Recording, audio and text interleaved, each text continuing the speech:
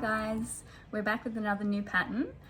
We've got this week a new slip for you guys. So it's called the Charlotte slip.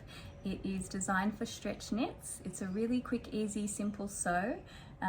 Great for sleepwear, lingerie, that sort of thing, but also for layering under semi-sheer garments or for winter if you want just that extra stretch layer underneath for warmth.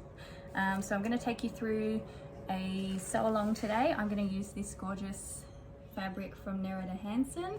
It's a cotton spandex jersey, really good stretch and super soft, so it's going to be great as a nightie. So I've printed out my pattern and I'm going to go ahead and cut out, and then I'll come back to you and we'll start sewing. So I have my pattern laid out on my fabric and it's really simple. Cut one front on the fold, cut one back on the fold.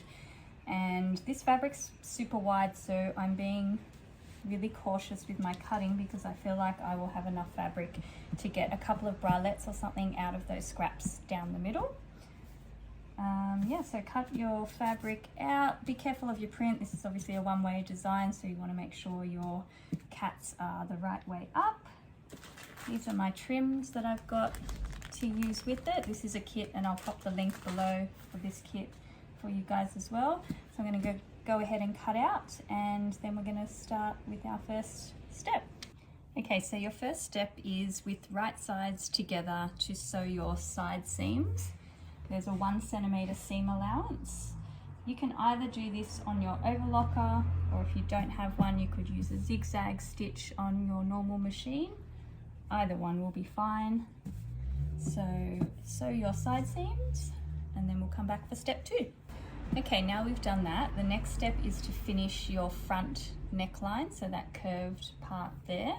I'm going to bind mine with my fold over elastic, just using a 3mm straight stitch. You could also use a lace. My laces I've got here are too wide, but if you had a nice narrow stretch lace or a woven, if you just run a slight gather through it to finish off that edge if you wanted something more decorative, but I'm just going to use my fold over. So just starting at one end and binding all the way around to the other. Okay, now we've done the neck, we're going to bind all the way around the armhole and the back and also create our straps. So what I do is I sew my fold over closed for about 50 centimeters, and then I start binding from this corner and go all the way around and sew your fold over closed on the other end for your other strap. So now we've got our straps and we're going to put our rings and sliders on. So thread your slider one onto each strap, and then I've also sewn 2 extra pieces of fold over closed. They're about 10 centimeters long. Thread your rings on to those and fold in half. There we go. So these get attached to the back. I'm just going to guess this, but just have a look at the notches on your pattern, or at this point you might want to try it on. You don't have to place the straps where the notches are. Everybody's body is different, so put them where's right for you. I'm just going by eye there.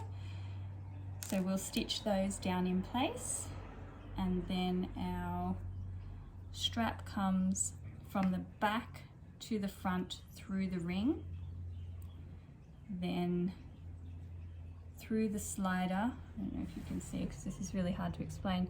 Through the slider from the front, up and back, down through the back.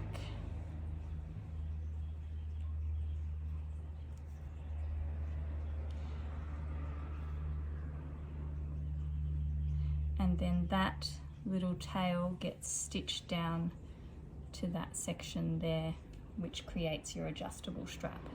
So just repeat that for the other side, from the back to the front through the ring.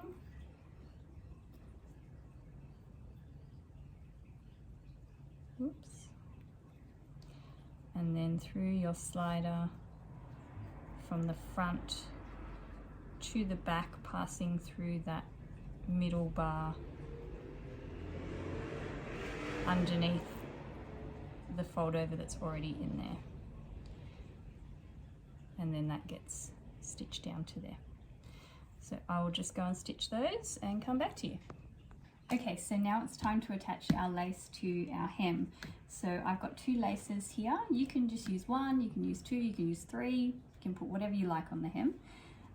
So your first lace will just attach directly to the hem, to the bottom of your fabric. I usually sew it on with a zigzag stitch. I'll start at the left hand side and sew around the back, around the front, and then when I get back to where my join is, I stitch the join closed with a zigzag stitch and then stitch it flat back to the fabric. You can go a different route of measuring it first, sewing it closed, pinning it at your side seams. Both work well. This is just the way that I like to do it. Once you've sewn your bottom layer on, I then measure where I want my next layer to go. So I want that one to sit about there. And then I go around and measure and mark with my water-soluble pen. That just gives you a line to stitch on so that it's nice and even. Okay, so now we've got our lace attached to our hem and our slip is pretty much finished. All that's left to do is attach any embellishments you like at the top. I'm going to put a little bow and my little charm on there. I'll stitch those on and come back and show you the finished product. Okay, so I've stitched my little embellishments on and we are done. I don't know if you can see. It's a bit hard with the table in the way, but that is the Charlotte slip. I feel like this is really versatile. You could stitch lots of layers of lace on or none at all. You could cut it off short to make a cami. You could make it in any number of prints or in a plain to layer it up. Summer or winter, I think it would be a great layering piece, and also just for sleepwear. So cute, so comfy. So that is the Charlotte slip. I will pop the link to the pattern and this kit below, and also that water-soluble pen because it's a great tool for when you're stitching your lace on the bottom. And I will see you all again soon.